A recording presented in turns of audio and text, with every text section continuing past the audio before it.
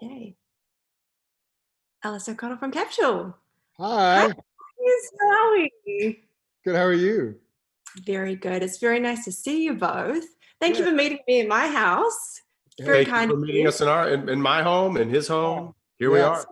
Where are your homes? Where are you right now? Austin. Yeah, Austin, Texas. Beautiful. Okay. Because things are probably quite different there to what they are here. I mean, everywhere in the world, things are very different at the moment. But in New Zealand, I mean, we're able to move around a bit freely at the moment that we've only got a couple of cases of COVID here. So they're in quarantine. No, rub it in. Rub it in. Go ahead.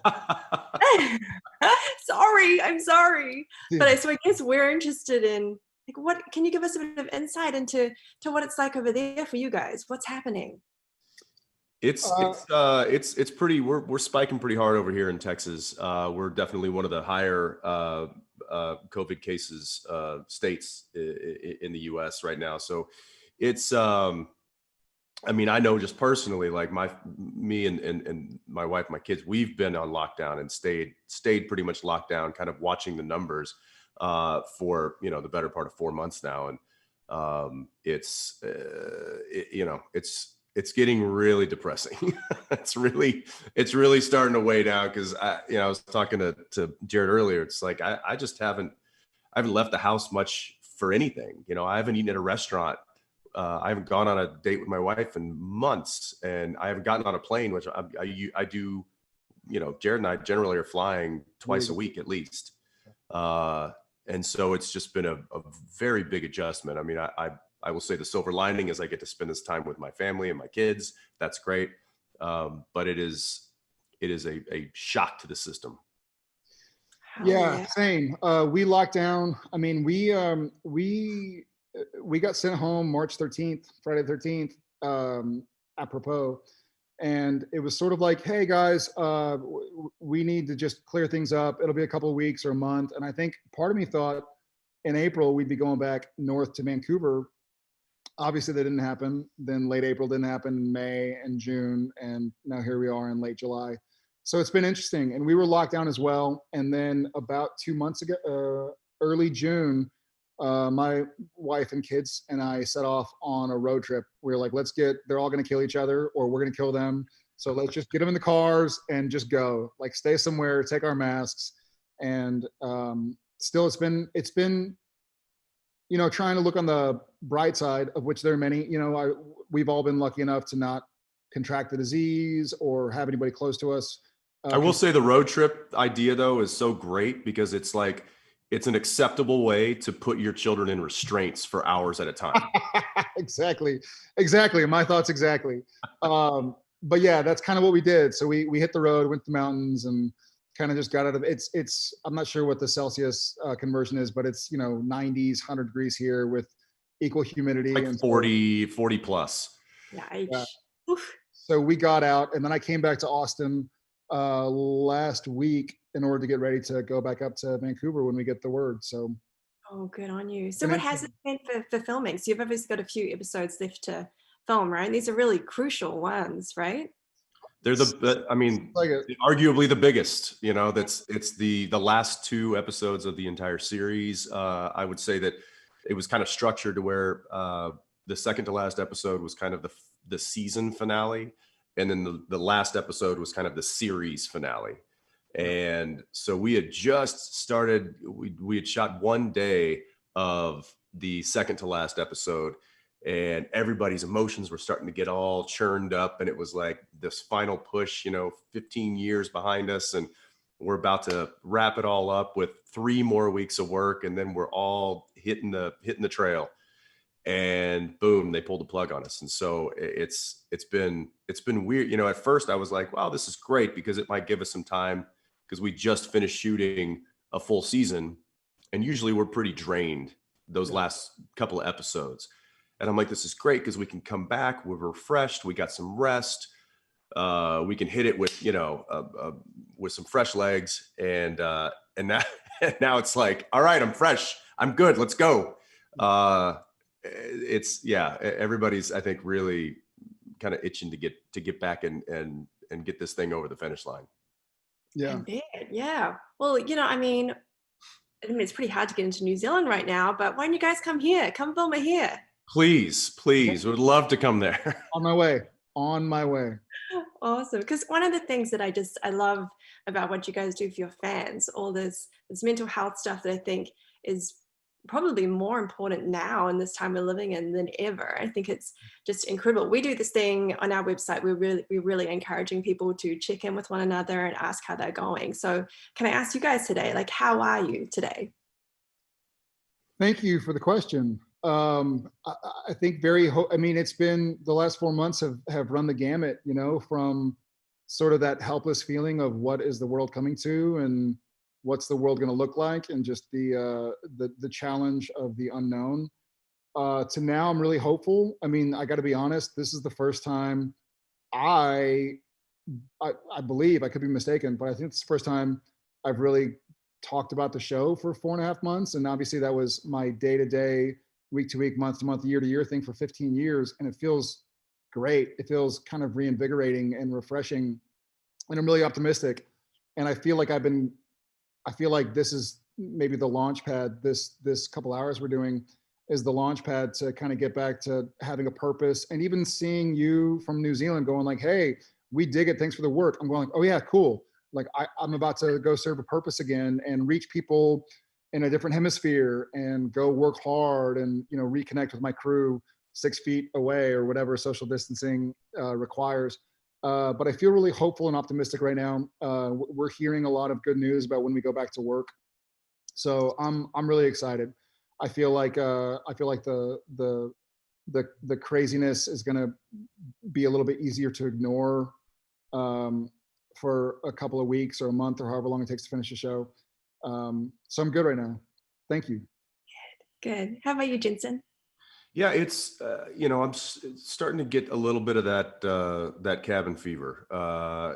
You know, there's some days where I just, you know, I'll have moments and I'll just be like, what am I supposed to be doing right now? There's a lot of kind of, you know, I'm so used to having a schedule. I'm so used to having having to be somewhere at a certain time, having to show up, having to learn my lines, having to work out a scene or a blocking, or you know, be in the hair and makeup trailer at a certain time, be on set at a certain time. What's for lunch? What's our turnaround coming this weekend? Okay, I've got to get my flights. When are we, Jared? Let's talk about flights when we want to go home this weekend. There's this constant, you know, productiveness that's happening when we're working, and to try and turn that off in your head is taking a break from it is one thing. And I've taken a break, and that break has been over for a while now. And now it's like this adjustment of like turning it off, and I just don't know how to turn. So it's weird. I mean, I you know, emotionally I'm fine, and I have fun with the kids and it's stuff like that. I'm not in a depressive state by any means. But it is just it's an odd sensation. It's an odd emotional place to be right now, because I don't have that direction. I don't have that mission every day when I wake up. You know, my mission is to play with my kids, and they get bored with me after a few hours. There's only so many tricks I have. There's only so many dad tricks I have up my sleeve, and they've seen them all. You know, so it's to say that it's fine, it's great. You know, I've been saying that for months. No, I'm gonna be honest. It's not easy. It's not easy. It's not overly difficult, but it's certainly not easy. Yeah. Oh, well done, guys, for everything you're doing over there and keeping your sanity and keeping each other well. We're trying. Yeah, it's strange seeing you apart. It's sad that you're in different places. We We're love still close enough. We're still in the same city, right? So yeah, I mean, he's a couple of miles to my west here right now, and I still haven't seen him because it's like, you know, quarantine. Yeah, we do have the soup cans though. Yeah, the cans. Yeah. Hey, what are you watching right now? I'm watching you on TV. I got to wrap up. So I guess if you guys have got like a final message to your fans, you're in the whole other hemisphere in New Zealand, please shoot. I'll say thanks for finding us. Thank you for finding us, and we apologize that it's over 320 episodes of your life. If you, we didn't intend to go this long, but the fact that we have has been one of the greatest blessings of our life, and we hope that you enjoy what we put together for you. Yeah, as much as it feels like we may have orchestrated this whole quarantine thing to give y'all time to catch up, we didn't. But we're grateful, silver lining, that y'all had time to catch up, and we're gonna take this home for you guys, and just grateful for y'all's support. We feel it. You know, I know we're far away, but we feel it. Thank you so much. Thank All the you. best for the final episodes, guys. Have a lovely evening. Take care. Thanks, Alice. Well, you know, I met my wife on Supernatural, mother of my kids. And also I wanted to say, I'm so glad it brought joy to your life. It has brought a lot of joy to my life as well. And that's very, very flattering. And I'm very grateful for that. Thank you. And it's being a part of Supernatural has taught me a lot. And I think I've had some time selfishly to reflect over these last 4 months about just how massive it's been. I just had my 38th birthday a week ago. And I think when we did the pilot, I was 22. So that's a big, long time to be on one TV show. And I don't know of many other TV shows that have done 15 years, especially not with the same 2 characters or 3 characters, especially 2 characters all along. So I'm really grateful for it. And I feel like it's something I'm going to be proud of till the day I breathe my last breath, you know? So I'm grateful that it's having an impact on other people all over the world as well. Thank you. Thank you. Yeah, if it's you know, you say it's changed your life, it has certainly changed our lives in so many ways. The show, it really means the world to us. We have been through so much during these last 15 years, both on and off set. But there's always been a real constant, and that has always been this show and the love that we have for it and the effort that we put into it. So it is a blessing to us to know that it means something to you, and that all of that wasn't for nothing. But know that it is that we truly do cherish our experience, and we cherish these characters, and we cherish this show. Which is why we want to always do it the best we can, and hopefully at a certain point we'll get to finish the show and we can give you guys the final product. But thank you. I will say that he's my favorite shorter brother I've ever had. I think after you go through what he and I have been through together, there's no other outlet or no other outcome rather than to become brothers, you know? And we talk about this in Supernatural, that family isn't just blood. It's not just who you were born with the same genetics. You choose your family, you make your family, and it's a continuous process of, you know, you let somebody in a little bit to your life, and they let you in a little bit to their life. Then you let a little bit more and a little bit more. And sometimes you stop, but he and I have been through a lot together in 15 years. You know, we've both seen family come and go, seen friends come and go, seen our families begin and expand considerably. And so, you know, I'm sure that no matter how long, no matter what time of day, no matter how far in the future, if I ever call him at 3 a.m. and say like, "Hey, dude, I need help," he'd be in his car before we hung up the phone, heading over, and vice versa. So I guess that's how I feel about that. I'll sum that up in the fact that he's, you know, Jared has become family and will always be family, and that is something that is unique in this industry. That's a good question. So difficult to just say one. That's hard. That's a hard one. Go ahead, Jared. I think for me, I always, and it's hard to say whether or not it's because the episodes all mean so much, or if it's because our lives tend to build up to the season finale of each year. but I feel like if you only had 14 episodes to watch and in a couple of months, 15 episodes to watch, I would say like watch the season finale of each season. It tells a story, but it also shows a lot of not only the characters' growth and what Sam and Dean and Cass and Jack and Bobby and, you know, what everybody go through over a season, but a little bit of human growth also. You know, we film these seasons, usually we start in July and we finish in like April. And so you grow a lot in 9 months, especially 9 months of hard work, of dedicated work and sacrifice and dedication. And so I think it seems like the season finales of all the seasons really kind of encapsulate and capture the growth of the characters and of all of us as humans. Favorite episode is near impossible, and I've tried to answer that for years now, and I give up. And favorite scene is also equally as difficult.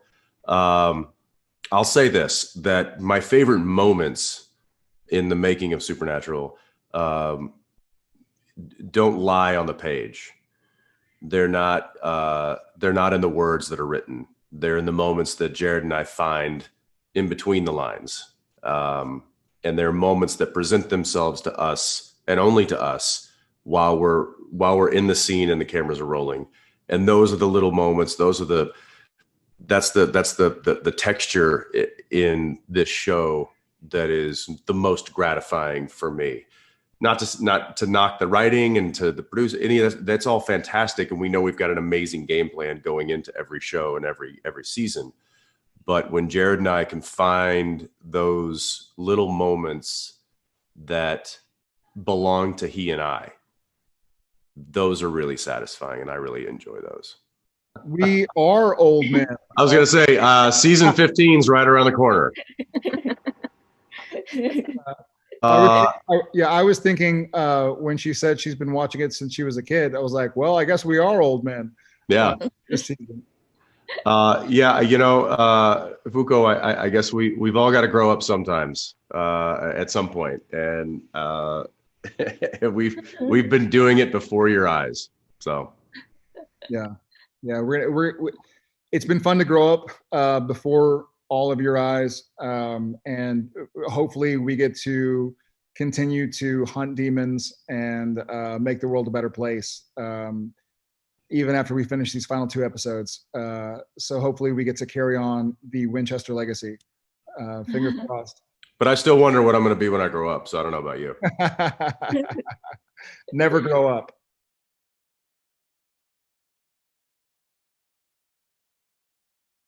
Okay. Great question. Thank you. In my opinion, the main reason that the fandom kind of attached themselves to Sam, Dean, and Castiel and appreciated them and were grateful for them is because these guys are all flawed. We all have made mistakes, and those mistakes have become public. And you know, we've really made a lot of missteps and miscalculations, and we just kind of try to do our best, even in spite of those, or maybe because of those.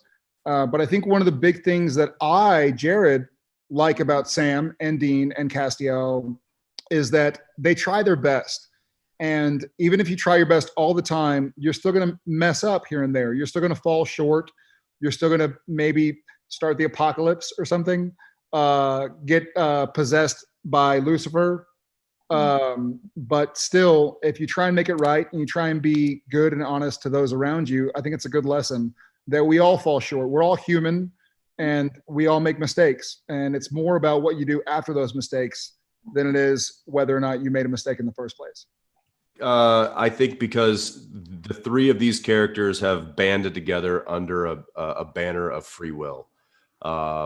They refuse to let their destinies be told to them, and they set out to make their own destiny and to fight for what they believed was right and what was good.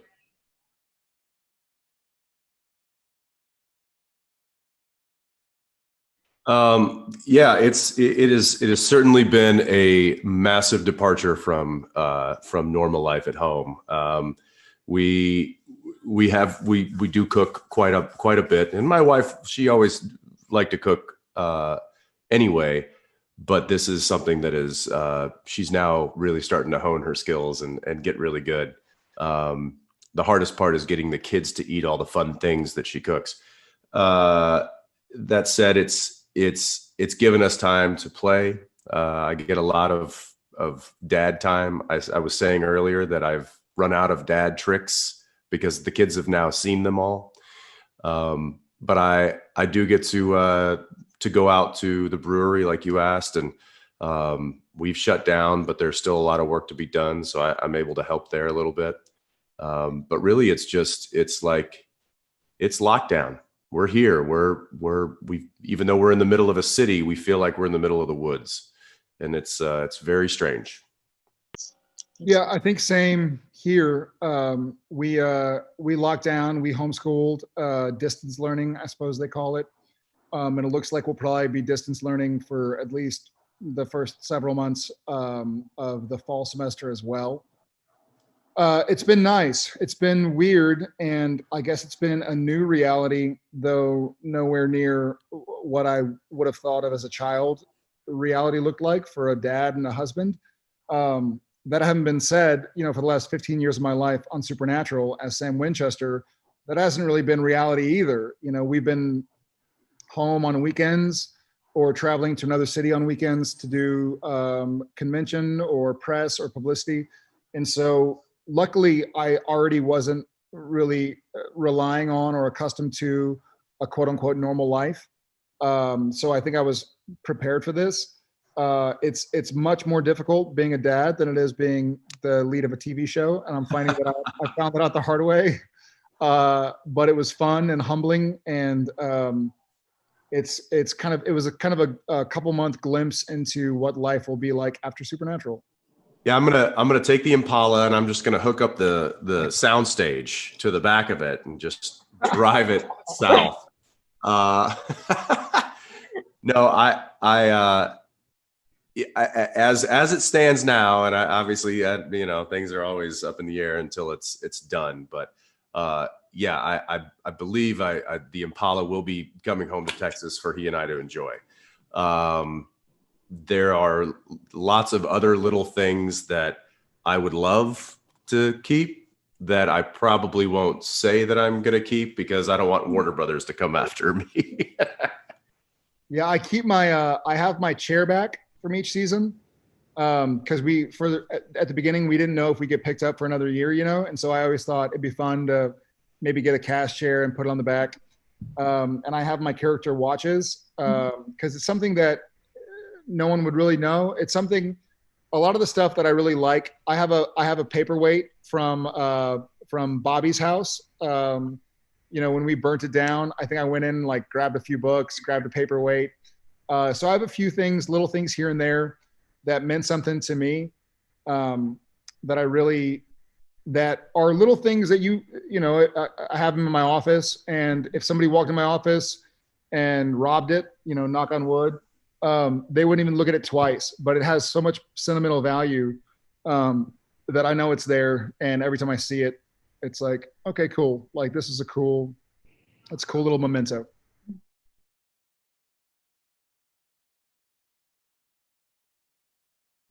I really like what they did with Jack.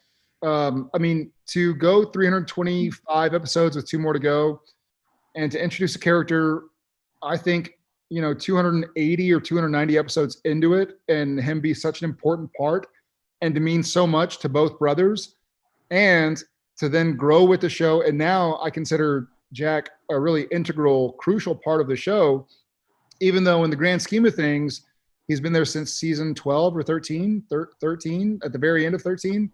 So I think what they did, and it brought out a whole new side of Sam and Dean Winchester and Cass. And so that, I think when Jack was introduced, it kind of just proved to me that we still had, still had some meat on the bone or some miles to travel. We still had some gas in the gas tank. And so that was really a welcome new thing that happened just when, you know, you're like, what can you really make a show about after 3 years, after 4, 5, 6, 7, 8, 9? It's like, oh, we're going to tell the same story. And then the introduction of Jack really brought out a new side to all these characters that I wasn't expecting. There's actually an episode, I believe that we hadn't seen yet, that a character is introduced and we had a lot of fun with, and to still crank out these one-off episodes that kind of break the mold and take us into a kind of an odd, fun, fantastical place. I just love that. I love that this show can continue to do that even after 15 years. So, but yeah, that one actually hasn't been aired yet. So something to look forward to. So give us a tease. What's going on? Give us a tease. What's going on this season? If I had a nickel. What's going on? Well, we are, as I'm sure you've probably heard since I'm now the batting cleanup, we're getting back to a bit of a season 1 formula in the sense that we're kind of hitting reset on the whole show. I'm anticipating this season more than any other, and simply in the fact that we set out to tell a 5-year story, and we told it. So I'm kind of like, now what do we do? And luckily we have very, very creative and intelligent people writing the show, and I know they've got a lot of ideas on their sleeve. So I'm kind of anticipating, I don't know what to anticipate. I'm just kind of excited about seeing what's coming down the pipe. So I'm as kind of watering at the mouth as anybody else. We only had 4 episodes, right? We're shooting our 3rd one right now. Totally though, what are you seeing? It's well, like I said, we're kind of getting back to that formula from season 1, where it's a kind of a monster of the week type of deal. There will be that, you know, there will be a mythology kind of common denominator throughout the episodes, which is like we saw in season 1 and 2. What that is isn't completely laid out yet. For me, anyway. I'm sure that they have some sort of idea of what's going to happen.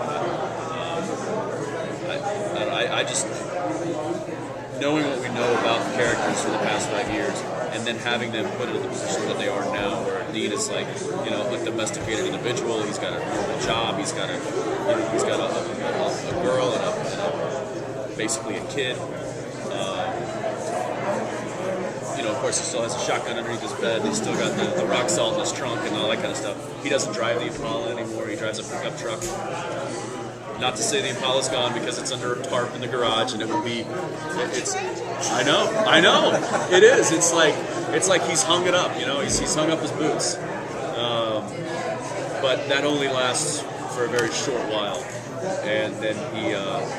You know, like anybody who has the kind of hunting in his blood, he gets kind of drawn back. He's kind of like the mob, you know.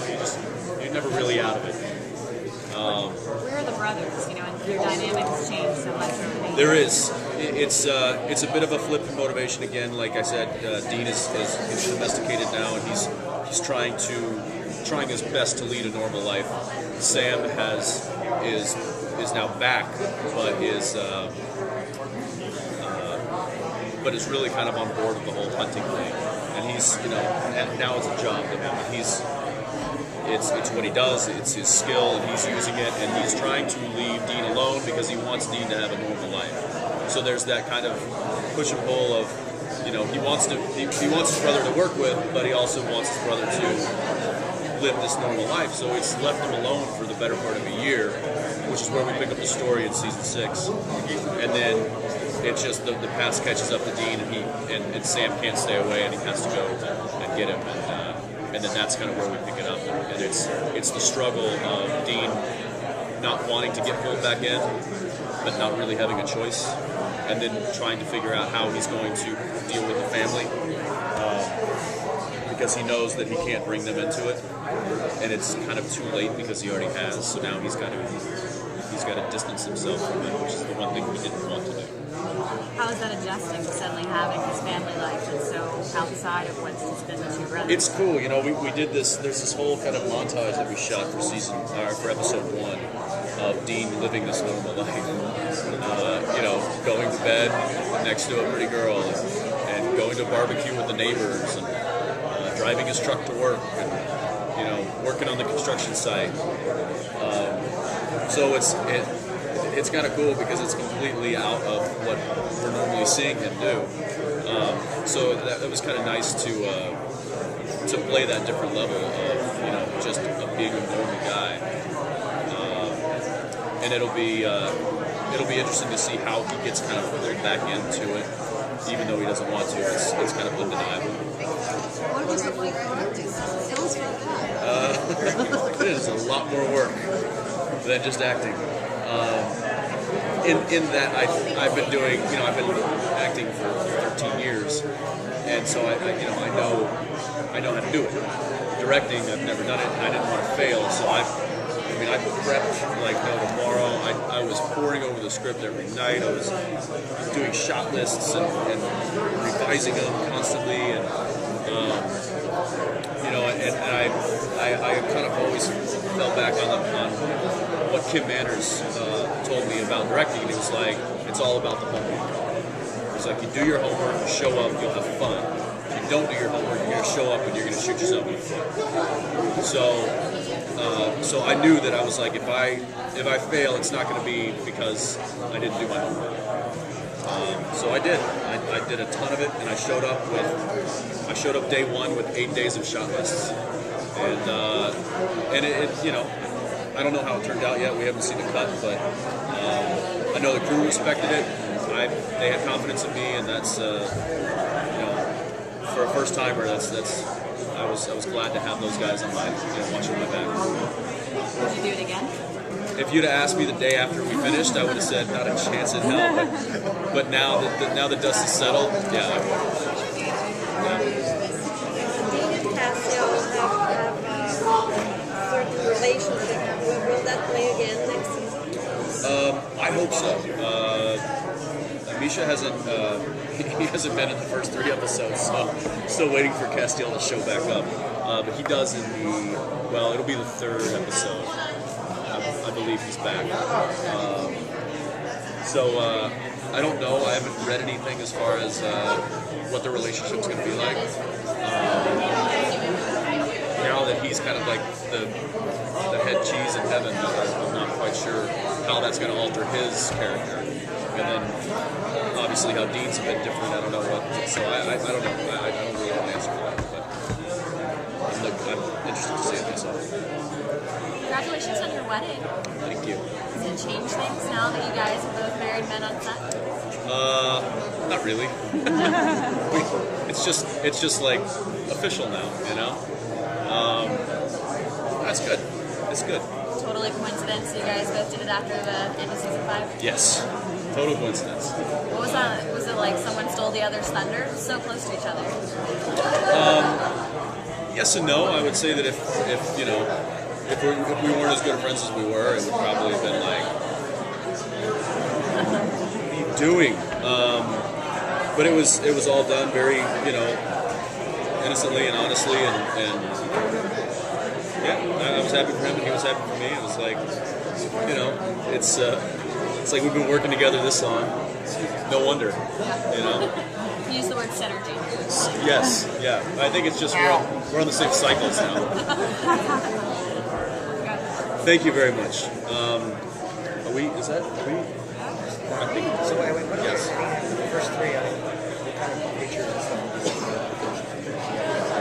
We'll get back to some of the old. I know we've got a Jen, which was in episode. I believe it was season 1. What is and what should never be. That was season 2. The end of season 2. That was Kripke actually directed that one. So we get a revisit from those characters.